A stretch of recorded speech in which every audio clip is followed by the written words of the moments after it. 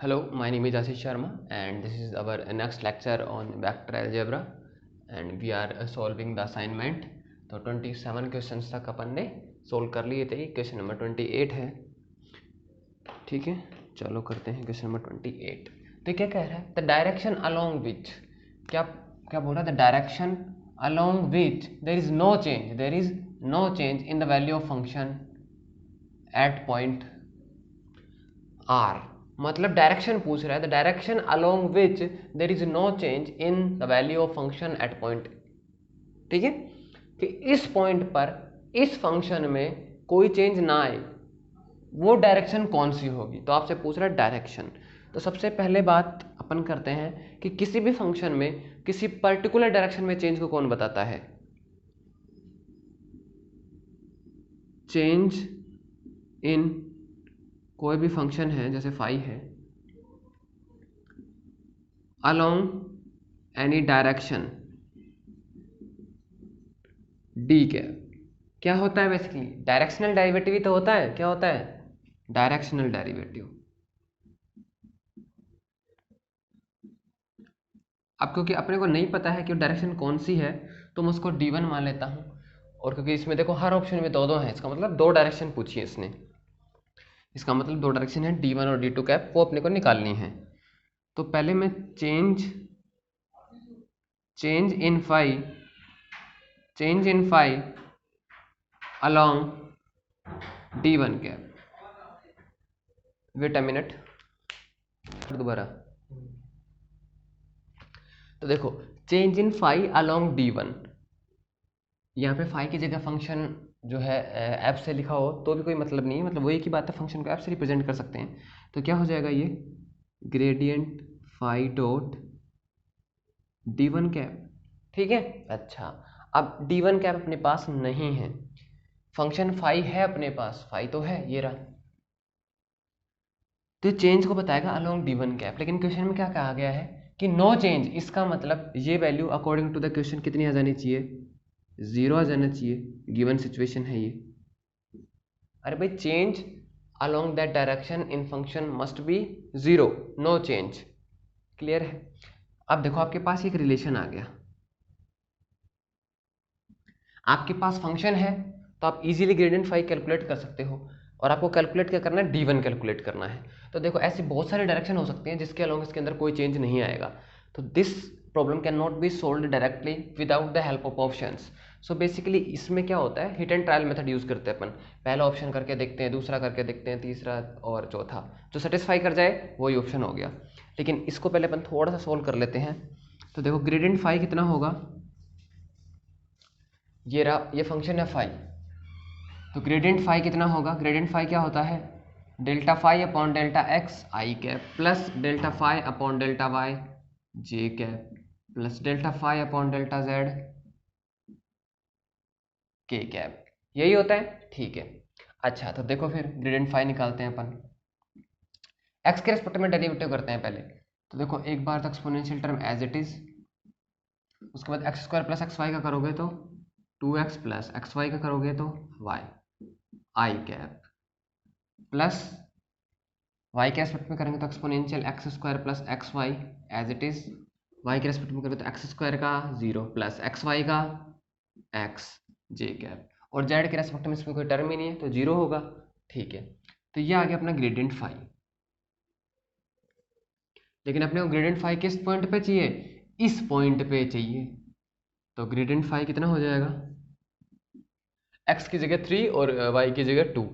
तो एक्सपोनेंशियल, अच्छा ये देखो दोनों में सेम है तो मैं कॉमन ले सकता हूँ, एक्सपोनेंशियल x कितना 3, 3 का स्क्वायर 9, अच्छा और x इंटू वाई माइनस का 6, तो प्लस एक्स वाई है तो माइनस का 6, और ये कॉमन आ गया, ये भी हो गया ये भी हो गया। यहाँ बचा 2x प्लस वाई, तो x कितना 3, 3 टू जा 6, और फिर प्लस का y है मतलब माइनस का 2, 6 माइनस 2 4 आई कैप प्लस, अब ये तो आप कॉमन ले ही चुके हो, x की वैल्यू है 3, 4 आई कैप प्लस 3 जे कैप। तो ये वैल्यू होगी ग्रेडियंट फाई की उस पॉइंट पे एक्सपोनेंशियल 3 4 आई कैप प्लस 3 जे कैप।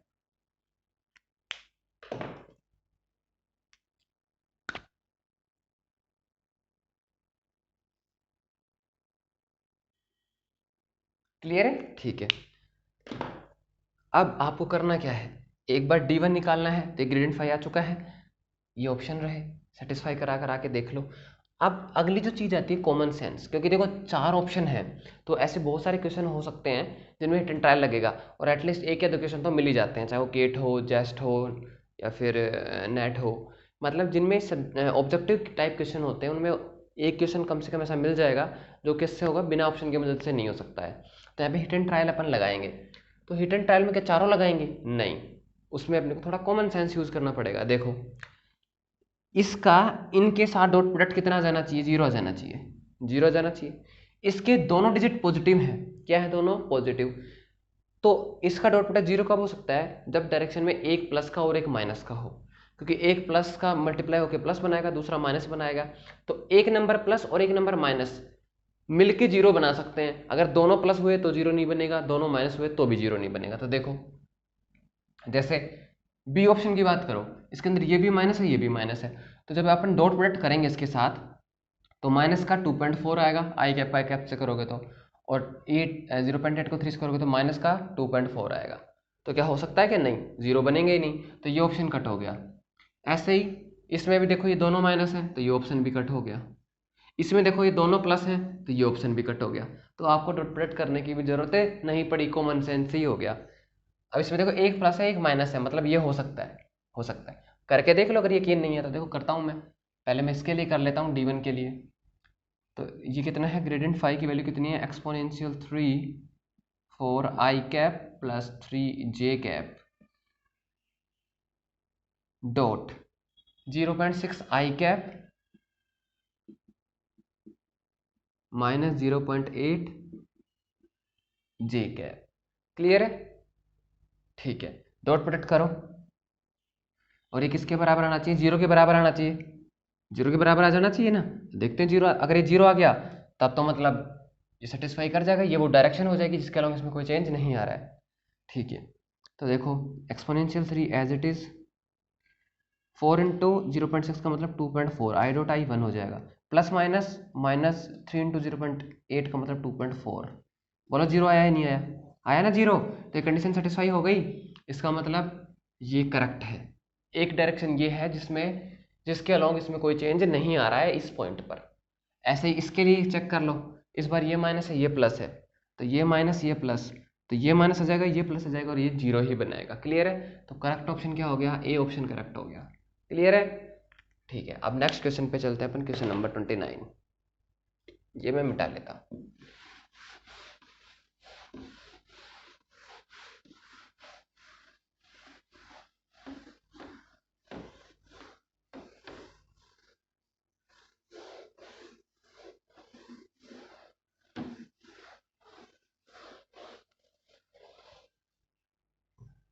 चलो भाई नेक्स्ट क्वेश्चन की बात करते हैं 29।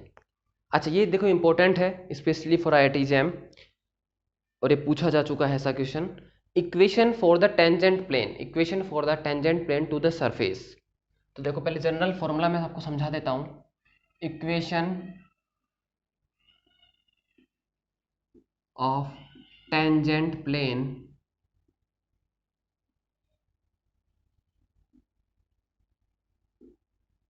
टू सरफेस, तो सरफेस की कोई ना कोई इक्वेशन होगी भाई, होगी ना। तो मैं मान लेता हूँ x y z equals to constant, यही होती है ना सरफेस की इक्वेशन। ठीक है। अच्छा at point x not y not z not. Clear है? क्या कहा मैंने? इक्वेशन ऑफ टेंजेंट प्लेन निकालना है सरफेस की, सरफेस का इक्वेशन है, और किस पॉइंट पर जो है प्लेन निकालना है वो पॉइंट है। क्लियर है? ठीक है, तो देखो किस तरीके से आपको कैलकुलेट करना है। Delta phi upon delta x at, ये जो भी पॉइंट है वो value x not comma y not comma z not, और एक्स माइनस एक्स नॉट। यहाँ पे एक्स नॉट मत रख लेना एक्स की जगह, ये वैल्यू सिर्फ इसमें रखनी है delta phi upon delta X में, plus delta phi upon delta Y, और उसके बाद क्या रख देना है? पॉइंट की वैल्यू रख देनी है y minus y not, plus del phi upon del z, point की वैल्यू रखनी है z minus z not equals to 0। तो ये क्या है, इक्वेशन ऑफ टेंजेंट प्लेन है for given surface at particular point x not y not z not. Clear है? ठीक है, तो ये इक्वेशन आपको याद कर लेना है बेसिकली। और आप अपने क्वेश्चन की बात करते हैं। क्वेश्चन नंबर कितना था ये? 29। और ये क्वेश्चन है सरफेस का इक्वेशन जो दिया गया है उसकी मैं बात कर लेता हूँ। फाई एक्स वाई जेड जो दिया गया है 2xz square minus 3xy minus 4x equals to 7। तो आपको किसकी वैल्यू मिल गई? फाई एक्स वाई जेड की वैल्यू मिल गई, सरफेस की इक्वेशन मिल गई। तो देखो delta phi upon delta x कितना होगा? एक्स के रिस्पेक्ट में करोगे तो 2z स्क्वायर माइनस 3y और माइनस का 4, क्योंकि इसमें एक्स के रिस्पेक्ट में करोगे तो 3y माइनस का 4। लेकिन अब इसमें पॉइंट की वैल्यू भी रखनी है अपने को, x not y not z not. और जो पॉइंट दिया गया है वो दिया गया है 1 -1 एंड 2। ओके, तो ठीक है, वैल्यू रखो। तो 2 का स्क्वायर 4 4 2 8 माइनस 3 वाई कितना दिया हुआ है? -1 एंड -4 इक्वल्स टू, तो minus minus plus 8 and 3 11 -4 7। Next निकालते हैं delta phi upon delta y equals to, y के रेस्पेक्ट में करो इसका, तो इसमें वाई नहीं है 0, इसमें है वाई, तो कितना आएगा? माइनस का 3x, इसमें वाई नहीं है तो 0 इक्वल्स टू, पॉइंट भी रखना पड़ेगा ये वाला पॉइंट, तो x की वैल्यू 1 है तो ये कितना आ गया? -3। ऐसे delta phi upon delta z, इसका होगा जेड स्क्वायर का 2z, तो हो जाएगा 4xz। इसमें भी जेड नहीं है, इसमें भी जेड नहीं है, पॉइंट रखो। x की वैल्यू 1 है और z की वैल्यू 2 है, तो 2 इंटू 1 2 एंड इंटू 4 का मतलब 8। तो इक्वेशन ऑफ सरफेस क्या आ जाएगी? Sorry, equation of tangent plane क्या आ जाएगी भाई? वैल्यू रख लो इसके अंदर। कितनी वैल्यू है? 7। x माइनस एक्स नोट कितना है? 1 plus del phi upon delta y कितना आया? माइनस का 3 and y minus y not कितना था? -1, तो माइनस माइनस प्लस हो जाएगा। Delta five upon delta z कितना है? 8 जेड माइनस जेड नोट, तो जेड नोट कितना है? 2 इक्वल टू 0। क्लियर है? सोल्व कर लो इसको आगे। तो देखो 7x minus 3y plus 8z, यहाँ से कितना आएगा? माइनस का 7, ये कितना आएगा? माइनस का 3 प्लस का 1, तो माइनस का 3 और ये आएगा माइनस का 16। 7 और 3 10 एंड 26 इधर है तो माइनस का, उस तरफ भेज दूंगा तो प्लस का। तो किसके आ गई इक्वेशन? टेंजेंट प्लेन की आ गई। किसके टेंजेंट प्लेन की? इस सरफेस की, इसकी। किस पॉइंट पे? इस पॉइंट। एंड ये हो गया आंसर। करेक्ट ऑप्शन है आपका बी। करेक्ट ऑप्शन क्या है? बी। ठीक है, हाँ। चलो नेक्स्ट क्वेश्चन पे चलते हैं अपन, ये मैं मिटा लेता हूँ।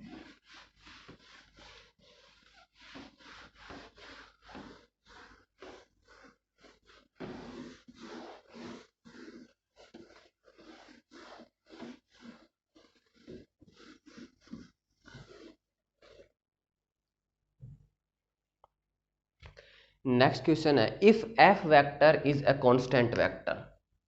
क्या है कि एफ वेक्टर क्या है? एक कांस्टेंट वेक्टर है,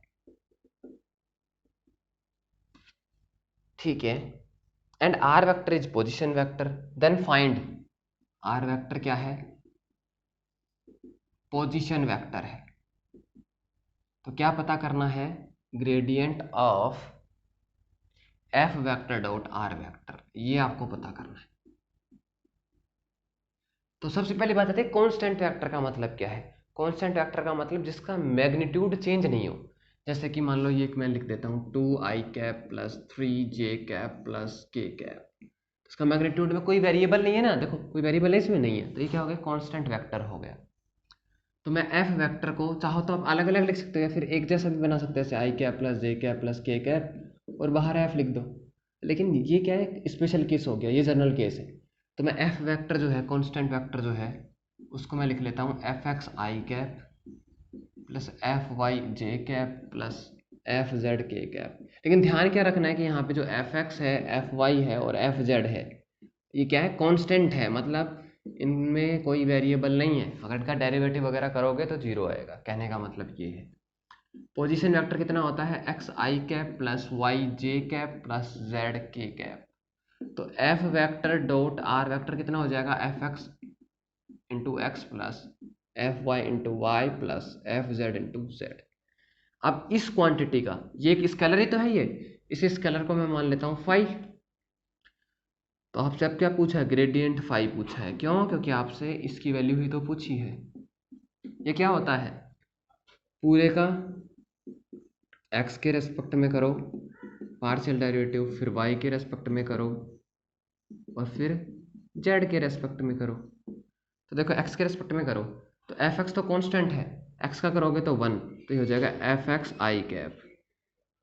इन दोनों का जीरो आएगा क्योंकि भाई ये y ये z है, x के रेस्पेक्ट में पार्शियल डेरिवेटिव, y के रेस्पेक्ट में करोगे तो इनका इनका जीरो हो जाएगा, तो बचेगा सिर्फ एफ वाई आई कैप, और ऐसे करोगे तो एफ जेड के कैप। तो ये किसके बराबर आ गया, एफ वेक्टर। किसकी value, gradient of F vector dot R vector की value.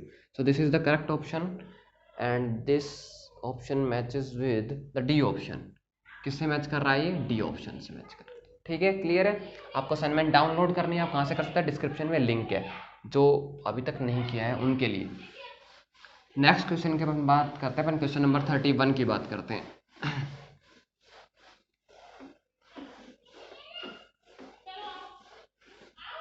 Next question is question number 31 and what it says,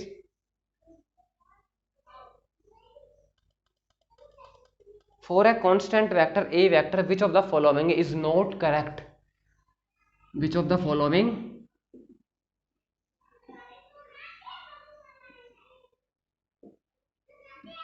is not correct। तो भैया ऑप्शन देखो,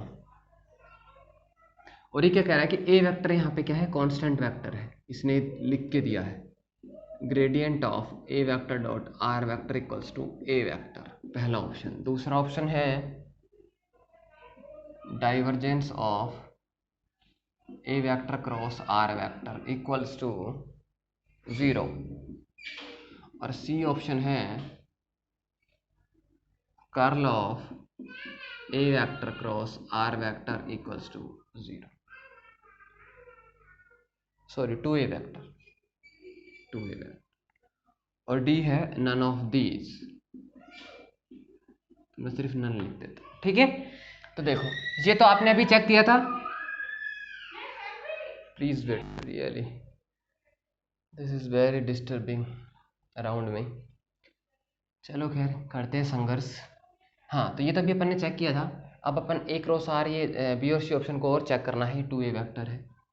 तो देखो ए वेक्टर क्रॉस आर वेक्टर, तो ए वेक्टर क्या है आपका, ए x I cap plus A Y J cap plus A Z के कैप, और आर वेक्टर क्या है, एक्स आई कैप प्लस वाई जे कैप प्लस जेड के कैप। क्रॉस प्रोडक्ट करना मैंने आपको बताया था कैसे करते हैं, अपन डिटर्मिनेंट जो है कैलकुलेट कर सकते हैं, i cap j cap and k cap, and here a x a y a z x y and z, और ये आपको इजीली सोल्व करना आता होगा। देखो पहले फर्स्ट रो के अबाउट कर रहा हूँ मैं, तो ये और ये कैंसिल, तो ये दोनों मल्टीप्लाई होकर ये दोनों घट जाएंगे। डिटरमिनेंट सोल्व नहीं करना आता है तो आप कमेंट कर देना, मैं आपको पर्टिकुलर बता दूंगा। ठीक है, अभी मैं यहाँ पे डायरेक्ट लिख रहा हूँ, A Y Z minus A Z Y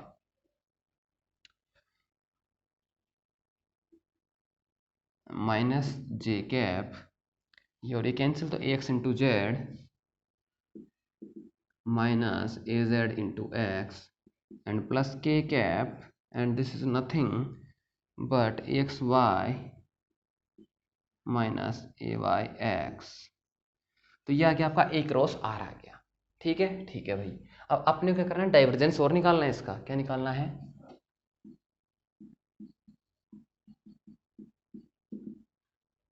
अब एक चीज देखो आप, डाइवर्जेंस हमेशा वेक्टर क्वांटिटी का होता है और डाइवर्जेंस का फॉर्मूला आपको पता ही है डायरेक्ट।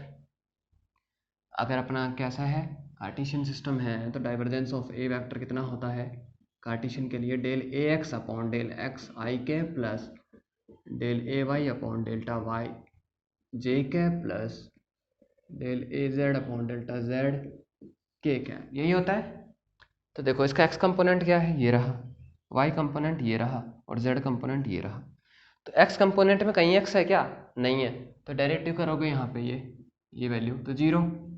वाई कंपोनेंट में कहीं वाई नहीं है, वाई के रेस्पेक्ट में डेरिवेटिव होगा तो ये भी जीरो। और ऐसे ही जेड कंपोनेंट में, इसमें कहीं जेड नहीं है, तो पार्शियल डेरिवेटिव कर रहे हो जेड ही नहीं है तो जीरो आएगा। तो इसका मतलब ये ऑप्शन भी करेक्ट हो गया। ठीक है, नेक्स्ट अपना ऑप्शन आता है curl of A vector cross R vector, curl of A vector cross R vector. अच्छा, ये आप वेक्टर आइडेंटिटीज भी जो है यूज़ कर सकते हो इनके लिए। कम्युनिटी टैब में जाओगे आप, तो कम्युनिटी टैब में मैंने जो है डाला हुआ है वेक्टर आइडेंटिटीज करके एक पेज है, वो वेक्टर आइडेंटिटीज आपको याद करना है, वो याद रहती है तो क्वेश्चन जल्दी हो जाएगा, इस तरीके की मेहनत नहीं करनी पड़ेगी आपको। जैसे नेक्स्ट की बात करते हैं, कर्ल है ये, तो कर्ल का क्या फॉर्मूला होता है कर्ल ऑफ ए वेक्टर का, या तो आप मैट्रिक्स फॉर्म में लिख लो या फिर मैं डायरेक्ट लिख लेता हूँ। ठीक है, आई कैप, याद करने का तरीका साइक्लिक, ये आई कैप एक्स के लिए आता है, यहाँ पे वाई, यहाँ पे जेड, अब इसका कंपोनेंट यहाँ और इसका कंपोनेंट यहाँ, प्लस जे कैप, जे मतलब वाई, वाई के नेक्स्ट कौन आएगा जेड, जेड के नेक्स्ट कौन आएगा एक्स, इसका कंपोनेंट यहाँ और इसका यहाँ, एंड प्लस के कैप मीन्स फॉर जेड, तो जेड के बाद एक्स और एक्स के बाद वाई, इसका कंपोनेंट यहाँ और इसका कंपोनेंट यहाँ। तो अब अपना ये क्या है, इसको मैं वेक्टर मान लेता हूँ कि क्रॉस प्रोडक्ट से वेक्टर आता है, इसका तो कर्ल निकालना है, तो इस पूरे को, तो ये आपका ए एक्स है, ये वाई है और ये ए जेड है। तो curl of A vector cross R vector is nothing but I cap, Z का वाई के रेस्पेक्ट में करो, वाई के रेस्पेक्ट में, तो ये तो जीरो हो जाएगा, यहाँ पे वाई के रेस्पेक्ट में करो तो कितना बचेगा, ए एक्स बचेगा, माइनस वाई का जेड के रेस्पेक्ट में करो, ये रहा वाई कंपोनेंट, जेड के रेस्पेक्ट में करोगे तो ये तो जीरो, एक्स बचेगा, लेकिन ये माइनस भी है तो माइनस माइनस प्लस ए एक्स। ठीक है, फिर प्लस जे कैप, एक्स का जेड के रेस्पेक्ट में, एक्स कंपोनेंट ये रहा, जेड के रेस्पेक्ट में करोगे तो कितना बचेगा, ए वाई, फिर जेड का एक्स के रेस्पेक्ट में, ये जेड, इसका एक्स के रेस्पेक्ट में करोगे तो इसका तो जीरो, तो माइनस का ए वाई और ये माइनस प्लस हो जाएंगे। और similarly we can do it for these two terms and you will get az az, तो ये कितना आ गया 2ax i कैप, मतलब 2ay j cap plus 2az k cap, या फिर मैं इसको क्या लिख सकता हूँ 2 इंटू ए वैक्टर, 2 कॉमन ले लोगे तो ax i cap ay j cap plus az k cap क्या आ जाएगा, ए वैक्टर आ जाएगा। तो ये आ गया आपका 2a वैक्टर, मतलब ये ऑप्शन भी क्या है, करेक्ट है। अब अगर ये ऑप्शन भी करेक्ट है, मतलब तीनों करेक्ट है, इसने कहा था विच of the following is not correct, तो यार ये तो तीनों करेक्ट है, तो इसका मतलब कौन बचता है, फिर यही बचता है भैया, none. Not correct, not correct में नन आ रहा है, मतलब ऑल करेक्ट, क्या आ गया, ऑल करेक्ट। ठीक है ना, तो मतलब ये तीनों करेक्ट है, ये जो है नन आ जाएगा इसके अंदर, क्लियर है। ठीक है, ये क्वेश्चन नंबर 31 था। नेक्स्ट क्वेश्चन की अपन बात करते हैं 32 की, ये मैं मिटा लेता हूँ।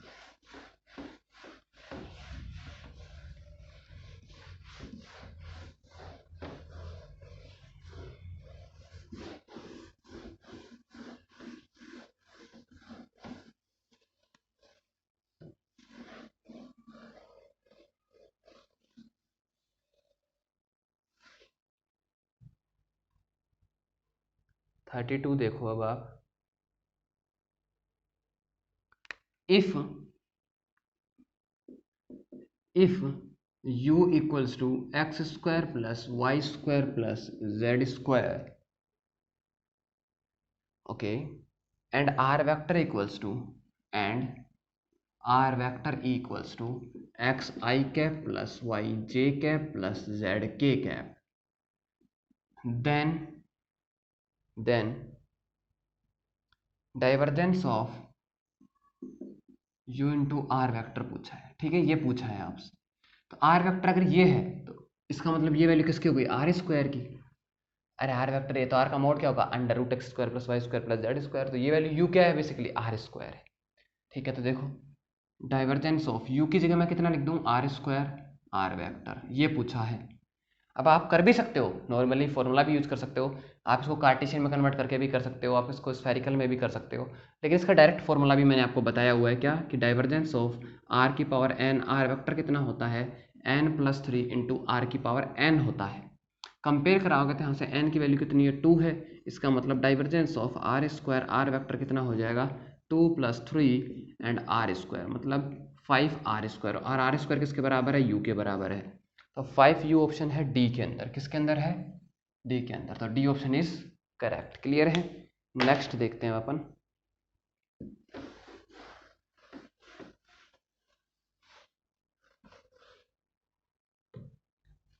क्वेश्चन नंबर 33 कह रहा है consider the following vector field B vector, consider करना है एक फील्ड, ठीक, V vector equals to R की power N R vector, which of the following statement is true, ये पूछा है भैया। तो देखो स्टेटमेंट पढ़ने पड़ेंगे ऑप्शन। पहला ऑप्शन ये कह रहा है the vector field will be both, vector field will be both irrotational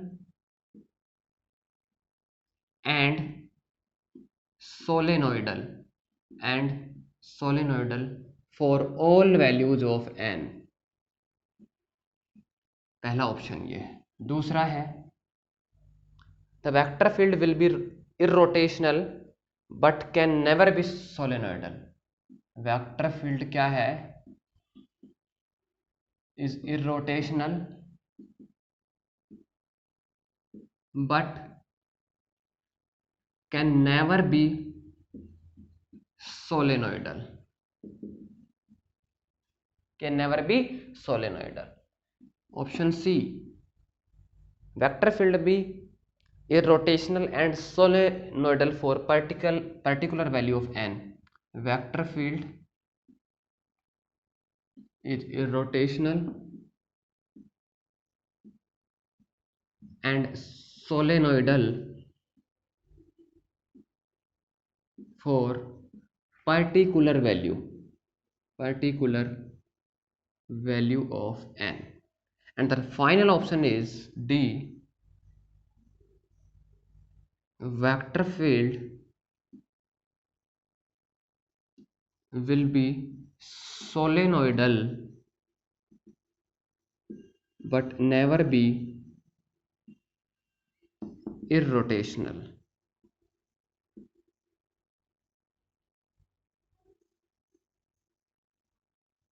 ठीक है, चलो अब वन बाय वन अपन उन ऑप्शंस को डील करते हैं। तो पहले इरोटेशनल और सोलेनोइडल क्या होता है, इन वर्ड को मैं आपको बता देता हूँ कि इरोटेशनल का क्या मतलब है और सोलेनोइडल का क्या मतलब है। हालांकि यह जो अपना वीडियो है वेक्टर अलजेब्रा का, जिसके अंदर मैंने ग्रेडियंट, डाइवर्जेंस एंड कर्ल तीनों का जियोमेट्रिकल इंटरप्रिटेशन बताया था, उस वीडियो में आपको डिटेल से मिल जाएगा। ठीक है, लेकिन मैं दोबारा बता देता हूँ। इरोटेशनल का मतलब रोटेशन जीरो है। क्या है, रोटेशन जीरो। तो अगर किसी भी वेक्टर के लिए अगर कर्ल जीरो है, इसका मतलब क्या है कि जो ए वेक्टर है वो क्या है, इरोटेशनल है, मतलब उसका रोटेशन क्या है, जीरो है। अच्छा, ऐसे अगर किसी भी वेक्टर के लिए डाइवर्जेंस जीरो है, तो इसका क्या मतलब है कि ए वेक्टर क्या है, सोलेनोइडल है। क्या है, सोलेनोइडल। तो ये तो आपको पता चल गया होगा कि क्या है, इनकी कंडीशन क्या है, सोलेनोइडल और इरोटेशनल होने की। अब बात करते हैं अपन वेक्टर फील्ड की। तो आपको देखो ये भी याद होगा कि कर्ल ऑफ आर की पावर एन आर वेक्टर हमेशा जीरो होता है, चाहे निकाल के देख लो, लेकिन मैंने कहा था आपसे कि ये याद रखने हैं कुछ टर्म्स, याद है ना। हाँ, और डाइवर्जेंस ऑफ आर की पावर एन आर वेक्टर कितना होता है, एन प्लस 3 आर की पावर एन होता है।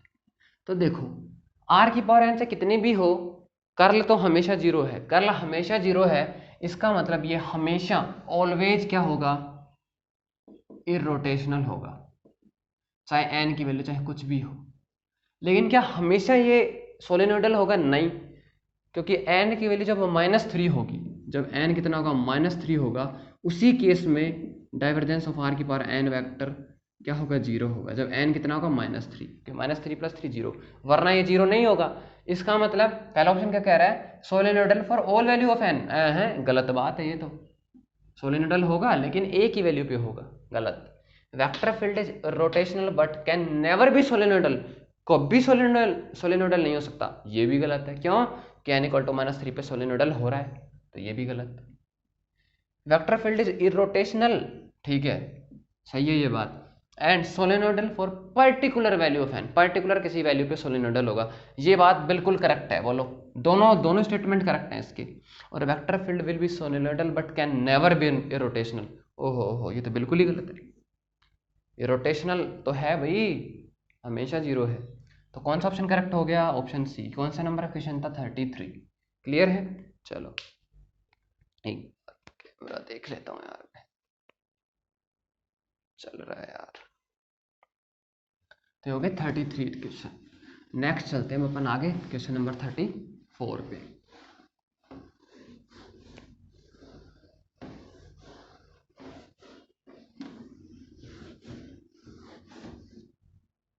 क्वेश्चन नंबर 34 कहता है, for a constant vector A vector and R vector is position vector, consider the following statement. तो पहला स्टेटमेंट है curl of A vector cross R vector equals to 2 of gradient A vector dot R vector. अरे भाई वहाँ पे देखो ये assignment में वर्ड में लिखा हुआ है कर्ल ऑफ, तो मैंने कर्ल डेल क्रॉस लगा लिया, जैसे ग्रेडियंट है ना, इससे कंफ्यूज मत होना। पहला स्टेटमेंट तो ये है, और दूसरा स्टेटमेंट है divergence of A vector dot R vector into R vector.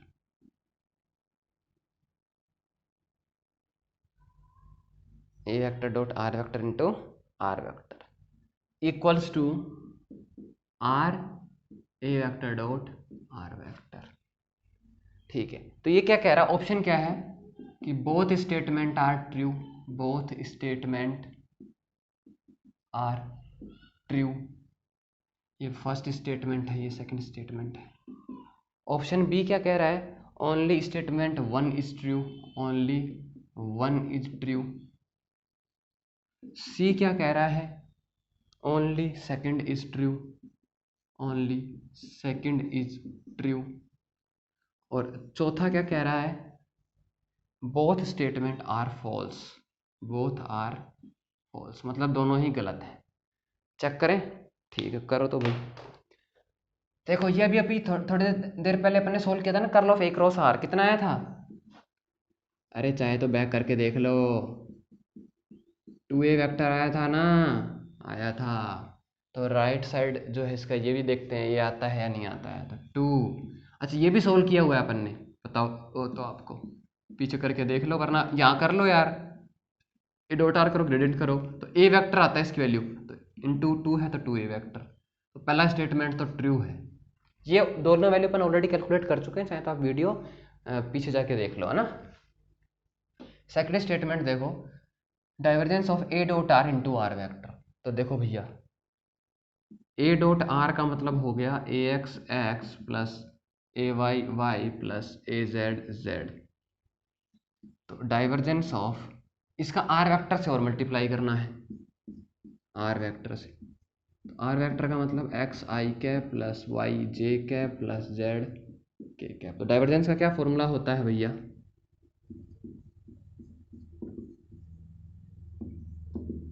Divergence होता है डेल अपॉन डेल्टा एक्स, इसका एक्स कंपोनेंट, तो ये जो है तीनों से मल्टीप्लाई होगा, ये तीनों से होगा और ये तीनों से होगा।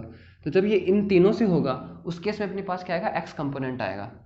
तो ये हो जाएगा A X X square plus A Y Y X plus A Z Z X plus del upon del Y A X X Y plus A Y Y square plus A Z Y Z and plus del upon del Z A X X Z plus A Y Y Z plus A Z Z square. Partial derivative आपको आता ही है, आता है ना।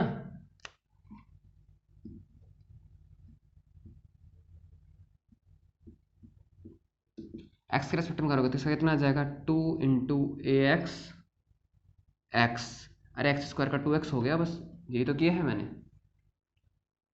Plus इसका x के respect में करोगे तो कितना आएगा, ए वाई वाई, प्लस इसका एक्स रेस्पेक्ट में करोगे तो कितना बचेगा, ए जेड जेड, प्लस वाई के रेस्पेक्ट में करोगे तो A X X, plus Y के रेस्पेक्ट में करोगे तो 2 A Y Y, plus Y के रेस्पेक्ट में करोगे तो ए जेड जेड, प्लस क्योंकि वाई के रेस्पेक्ट में करोगे तो वाई 1 हो जाएगा। इसका तीनों का जेड के रेस्पेक्ट में करना है तो ये कितना आ जाएगा, ए एक्स एक्स, इसका करोगे तो ए वाई वाई, और इसका करोगे तो 2 ए जेड जेड।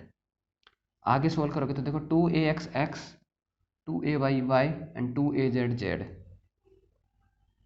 तो 2 A X X plus 2 A Y, चाहो तो मैं 2 कॉमन ले लेता हूँ, ये लो, Y plus A Z Z. अच्छा देखो ए वाई वाई और A Y Y, A X X A X X, A Z Z A Z Z, ये भी दो दो बार है, तो 2 ए एक्स एक्स, ठीक है, plus 2 A Y Y and plus 2 A Z Z. तो देखो ये 2 एक्स एक्स और ये 2 एक्स एक्स, तो टोटल कितना हो गया, 4 एक्स एक्स, 4 कॉमन ले लो, सारे 4 हो जाएंगे, 4 x X plus A Y Y plus A Z Z. तो ये वैल्यू आ गई किसकी, लेफ्ट हैंड साइड की। राइट हैंड साइड को अपन सोल्व करेंगे तो आपने अभी किया ही है ना, ये देखो, ये इधर पहली बात है इसमें मिसप्रिंट है, R into A vector dot R vector, okay हाँ, ये यहाँ पे आर वैक्टर है, यहाँ पे सिंगल आर है, सिर्फ आर है, तो ये वैल्यू नहीं है, इसकी वैल्यू मैं बता देता हूँ, इसकी है ना, ए डॉट आर कितना आएगा, A X X plus A Y Y plus A Z Z, और आर की वैल्यू कितनी होती है, under root X square plus Y square plus Z square. कहीं से मैच करता हूँ, नजर आ रहा है क्या ये इसके बराबर आ रहा है, क्योंकि देखो इसकी वैल्यू कितनी आई है, ये आई है, इसका कोई लग रहा है क्या आपको कि बराबर नहीं, इसका मतलब ये स्टेटमेंट गलत है, तो only statement first is true. Clear है, बी ऑप्शन ट्रू हो गया। ये था क्वेश्चन नंबर 34। नेक्स्ट है क्वेश्चन नंबर 35, और 35 देखो क्या कहता है,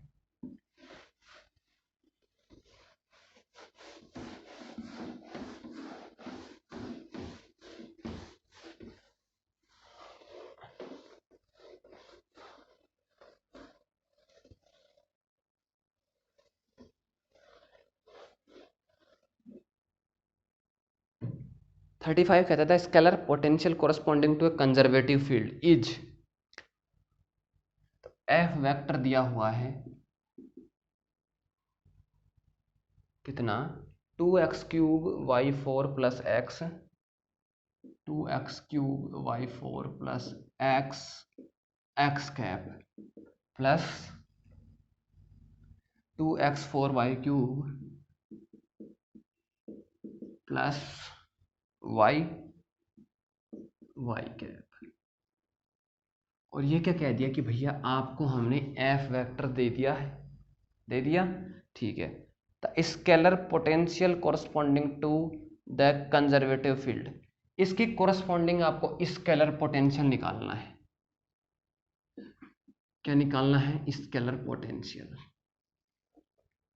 तो चाहे तो आप अलग से डाल लो या अपनी नोटबुक में, स्केलर पोटेंशियल फाई है मान लो, कोरस्पॉन्डिंग टू, ध्यान रखना किस फील्ड में काम करेगा, ये सिर्फ कंजर्वेटिव में, उसने कहा है कि कंजर्वेटिव है, कंजर्वेटिव है, इसका मतलब कर्ल ऑफ एफ कितना है, 0 है। कभी भी आपको देखना हो कि अगर फील्ड कंजर्वेटिव फील्ड है तो उसका कर्ल हमेशा 0 होगा, ध्यान रखना। कोरस्पॉन्डिंग टू कंजर्वेटिव फील्ड कोई भी एफ वेक्टर इज या have relation F vector equal to minus gradient phi, F vector equal to minus gradient phi, ये रिलेशन हो गया। अब आपको याद हो तो इलेक्ट्रिक फील्ड के लिए होता है ना, इलेक्ट्रिक फील्ड क्या होता है, कंजर्वेटिव होता है। इक्वल टू कितने लिखते हैं अपन, माइनस ग्रेडियंट वी, क्योंकि उसके लिए पोटेंशियल क्या होता है, वी से डिनोट करते हैं। तो ये रिलेशन ध्यान रखना, सिर्फ किसके लिए लगता है, कंजर्वेटिव फील्ड के लिए। तो आपको एफ फैक्टर दिया हुआ है और आपसे फाई पूछा गया है, और आपको 4 ऑप्शन दिए गए हैं, ए बी सी।